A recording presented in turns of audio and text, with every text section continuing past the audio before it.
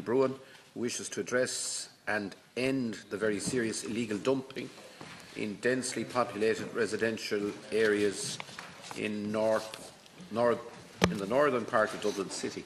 Broughan. Thanks, Can.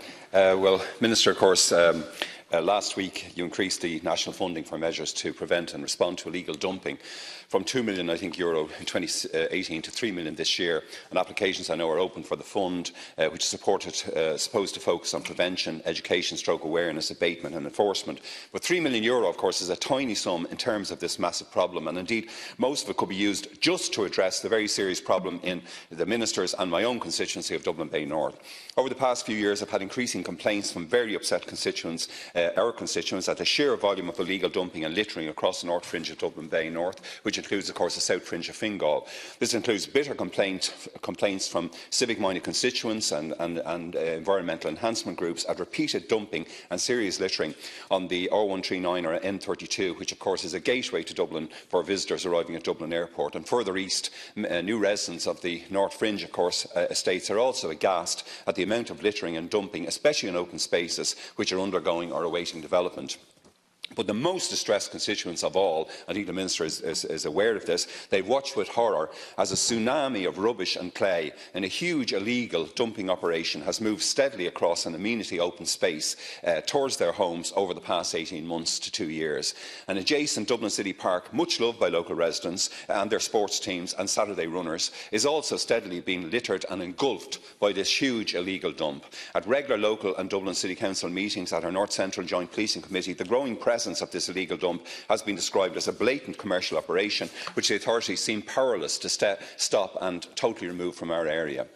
Civic enhancement groups, of course, they're thankfully very active across our constituency, as the Minister knows, but in phone calls and emails to my office, visits to my information clinic meetings, they're totally exasperated that these antisocial and criminal behaviours are not being brought, Minister, to an immediate end. They feel they've been badly let down by you as Minister, you're a deputy for our area, by the management of Dublin City Council and by the Minister for Justice and Equality. And it's clear that the Waste Management Act 1996 and the Waste Management Licensing Regulations 1997 would never permit the creation of a commercial dump adjacent to family homes, precious amenity open spaces and an important Dublin City Park. Yet no fundamental measures seem to be underway to tackle this outrage and restore the lands in question. And the problem, of course, is greatly exacerbated by the fact that a number of small estates near the location don't have a weekly waste collection service. I note the Minister moves recently by Laois and other county councils to ensure that all households are accountable for their residential waste after recycling. I think that's something that we all welcome.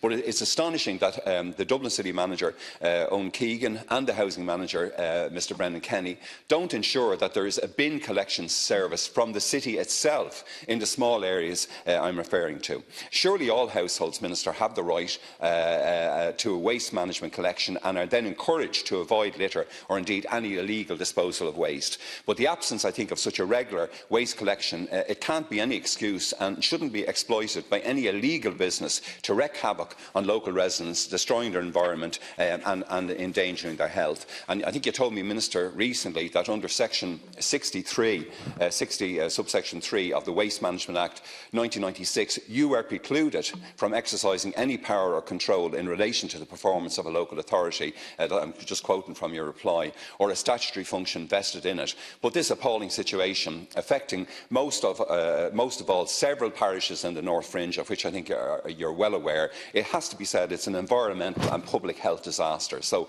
on behalf of those constituents, Minister, and they're both our constituents, I just appeal to you to set in motion maybe a system of direction to Dublin City Council, to An Garda Síochána, to bring this to an end and to restore those amenity lands and the boundaries that have been vandalised and utterly disgracefully abused. Thanks, Karen. Yeah, no, first of all, just to assure Deputy Broughan that I am acutely aware of the concerns that he has raised, and I'd like to thank him for his acknowledgement that we are upping our funding in this arena. I should say that the €3 million fund, which I announced, is only a small part of the funding that we provide to support enforcement activities.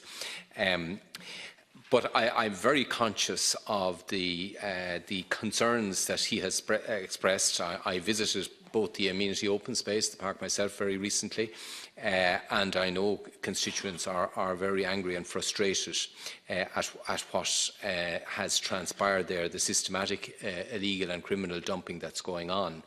As he acknowledged himself in his reply, I am precluded under law from exercising power in relation to a local authority, because these are statutory functions of the local authority enshrined and given to them by this House in the Waste Management Act. Nonetheless, in light of the concern that both he and I share, I have used the activities that my department does have to help to address this issue, and I hope he will recognise that I am far from seeking to let down people, but seeking to find collaborative responses with the responsible agencies. As you know, my department chairs the National Waste Enforcement Steering Committee. Through the EPA, another agency of my department, they play an effective role on that committee and in other enforcement activities, and I provide enforcement funding for supports. And through these structures, the particular problems of the site on the R139 are being examined, and it's part of a wider drive that is being enshrined in this year's 2019's Waste Enforcement Steering Committee strategy, is to target these consistent and persistent illegal dumping sites. So officials from my department recently visited the site and are working with the local authority and the EPA, and in particular are examining the scope for a multi-agency response to this situation under the National Waste Enforcement Steering Committee. At the same time, Dublin City Council have established a task force from across their own service departments with the aim of preparing short, medium-term and long-term plans for the site. This will include the use of relevant enforcement actions. And I think between these two initiatives, I hope that a coherent response can be developed to address what are very persistent and long-standing issues that have persisted for many years. As he acknowledged, I did launch the 3 million fund. Indeed, I launched the fund. I visited the site, the area, because I felt it was inappropriate to do that in that area. Applications for that fund are open, and we expect to support more than 300 individual projects. Some of them are innovative ways at looking at enforcement. Some of them are supporting the sort of public projects that are going on, and private individual community projects that are going on. And we will be looking at how we can support from the funds we make available initiatives directed specifically at this site. This isn't an isolated issue, although it's it's one that we are very acutely aware of. Unfortunately, there are similar operations in many other constituencies and in many other parts of the country.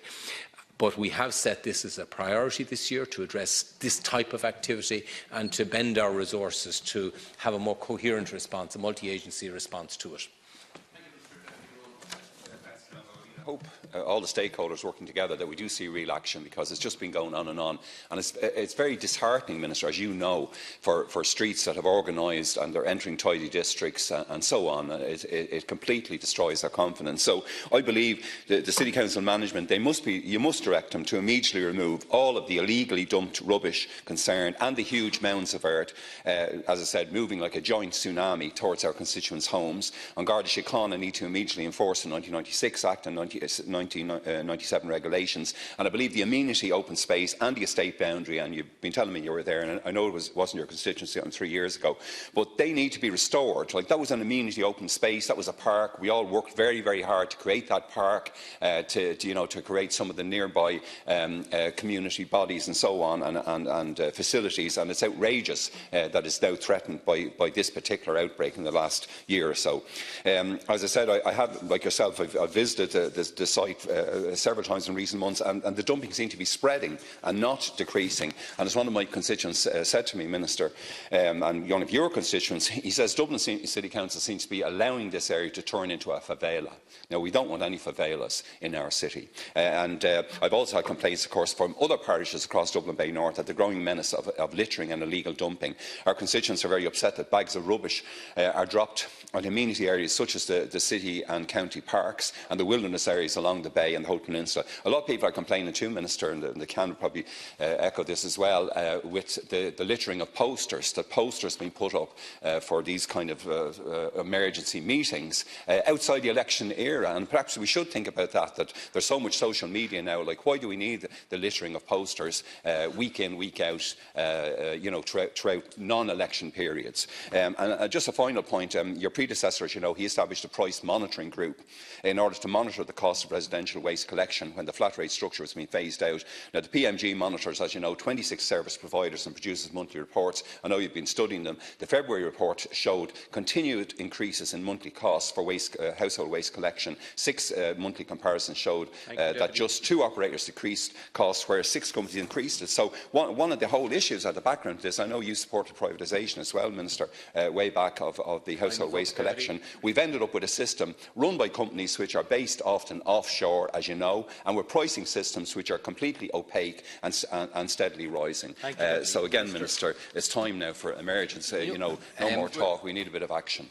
First of all, I'd like to say that I took the opportunity to meet staff of Dublin City Council as well as staff from the National Committee that are driving these initiatives. And I'd have to say, to be fair, that we should not be directing all our anger at Dublin City Council staff. Many of them are trying really hard to contain this dumping and to maintain high standards in the park that you rightly say is a huge amenity to the public. It is not staff of Dublin City Council that are causing this persistent problem. I